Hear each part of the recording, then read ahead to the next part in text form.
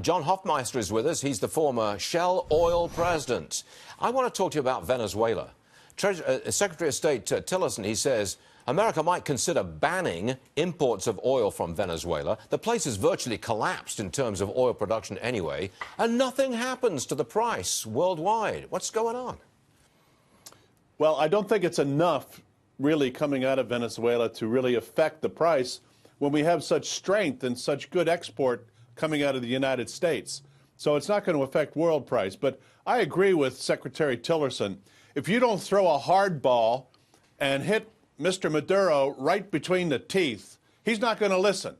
Diplomatic mush means nothing to him, and I think it's time for a bit of hardball diplomacy if we want anything to change. I live in Houston. There are thousands and thousands of Venezuelans crying real tears over the condition of their country under this character and also his predecessor. It doesn't have to be this way. Venezuela has the natural wealth to be a wonderful country where democracy could work and people could prosper, but these crooks are not letting that happen.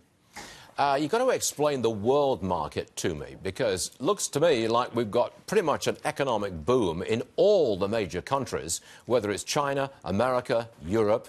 Things are going very well in the economy, and yet the price of oil has actually come down from $66 to $63 a barrel. Explain this. Well, there's not a shortage of oil at the moment. I think we are heading towards higher prices eventually, whether that's this year or next year. Don't know for sure.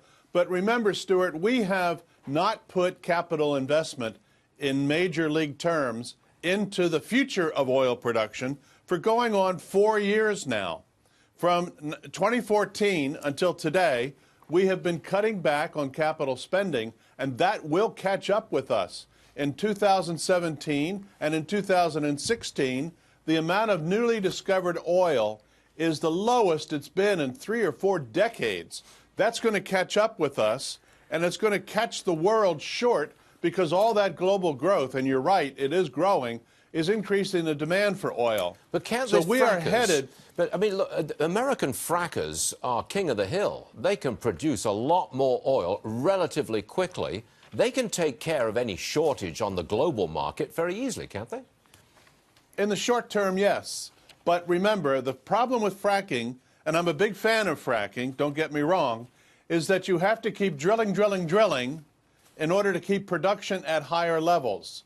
It's because the decline rate is so high in the shale formations. And so it's not a simple process. You've got to drill and drill and drill. And we know from the facts of the 2015-16 period, a lot of frackers didn't make any money. In fact, they were running negative cash. So you have to be real careful if you're in the fracking business not to run out of money.